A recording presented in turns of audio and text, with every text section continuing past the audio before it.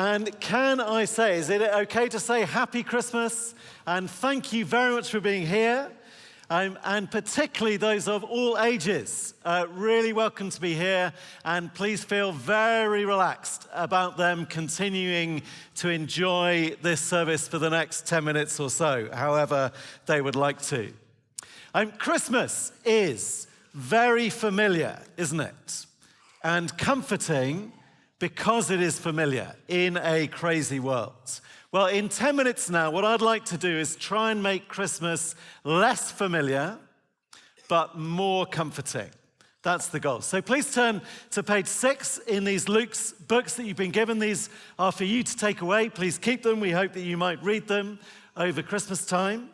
And the first thing I want us to notice is this is real.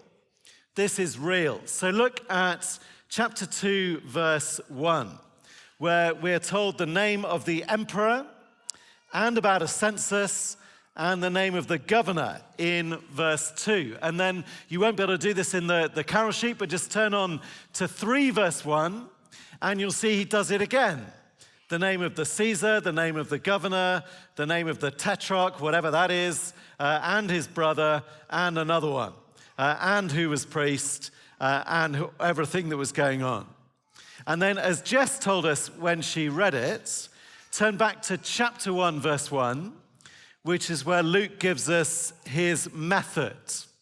His method is to go to eyewitnesses, to carefully investigate, and to write an orderly account. And as Jess said, it is absolutely clear one of the people he had as eyewitness was Mary herself.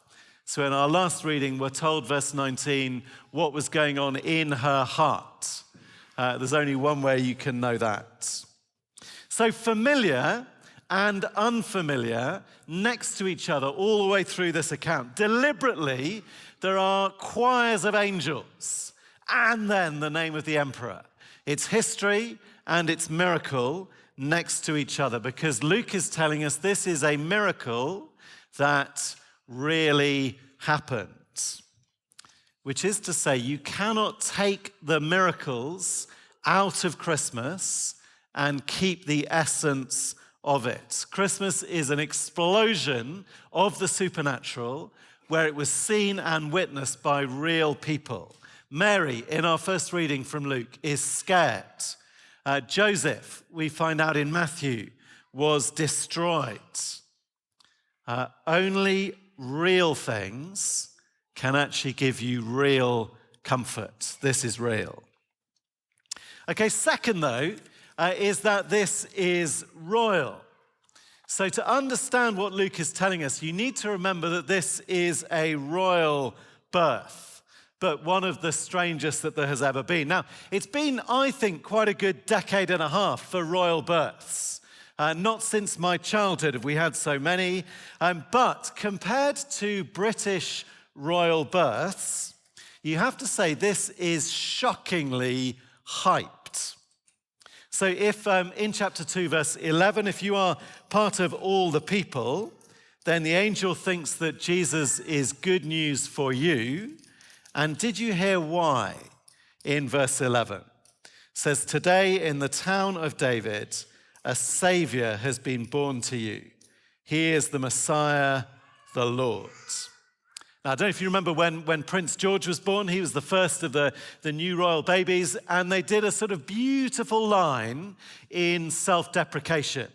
So they said, well, it's just a young couple. Yeah, don't know who they are. They're just having a baby. Certainly got a good pair of lungs on him. That's all there was, nothing to see here. But at the same time, it was all about the bloodline and the titles. His Royal Highness Prince George of Cambridge is now second in line to the throne, which is quite a big deal. But the angel gives Jesus all of the titles. Not just every title going, but also all of the titles that other people are currently using. That's the point of what's in 2 verse 1 and 3 verse 1. There is a Roman emperor. There is a king in Jerusalem. And those people, they are not used to being challenged. But the claim here is that this is good news of great joy for all of the people, because he is King of all the people, then and now. He is Messiah, he is David, he is Lord. But as well as shockingly hyped, did you notice that this is shockingly degrading? So the shepherds are given a sign by the angels to recognize the King of all the people. It's in verse number 12. It says, "You will find a baby wrapped in cloths and lying in a manger."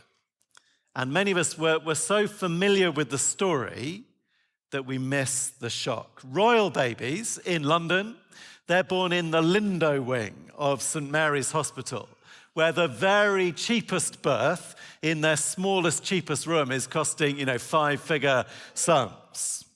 Mary gives birth in a barn, and she lays her child in a cattle trough. Can you imagine the scandal? Not sure we're due a new royal baby, but imagine we were. Imagine the scandal if the government said, well, things are a bit tight, we need to save a bit of money, and sent a royal mother off to go through that. Times are hard, get in the barn. Anyone here with a baby less than 12 months old? Anyone this is their first Christmas? I imagine you had a better birth than Jesus Christ, the King of all people. The shockingly hyped King of all people is treated literally like an animal at his birth. Why?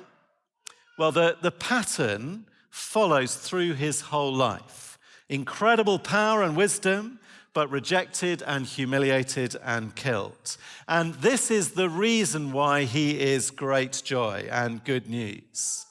He did not just come to rule like a king or cheer us up like Santa or to advise us like a government expert. He came to save us.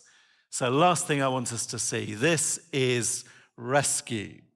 Verse number 10, good news of great joy, for today a Savior has been born to you. And if you would take this away and read all of it, wouldn't take you that long. If you read to the very last page, you would hear Jesus' own explanation. He said, "This is what is written. The Messiah will suffer and rise from the dead, and repentance for the forgiveness of sins will be preached in his name to all nations." This is rescue. One, have you ever been rescued?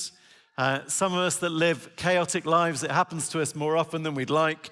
There was the van driver and the fire engine on the A3. There's been the RNLI twice at least. There have been various other smaller ones. But in 1994, I fell off a cliff. 1994, I fell off a cliff, only my little hands showing above the cliff, and a man called Tim Griffin reached down, grabbed hold of my hands, and pulled me back onto the path, and on we went. And I hardly noticed. It was a miserable day anyway. Just saved my life. Oh, well, on we go. How long before I can stop and have a snack?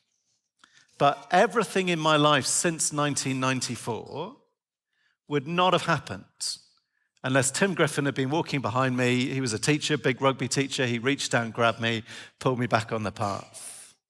Do you want Christmas to be less familiar but more comforting?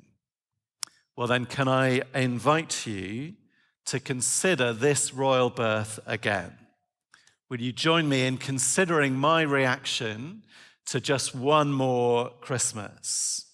Check that I am reacting as strongly, more strongly to Jesus' birth than to any other royal birth or any other rescue.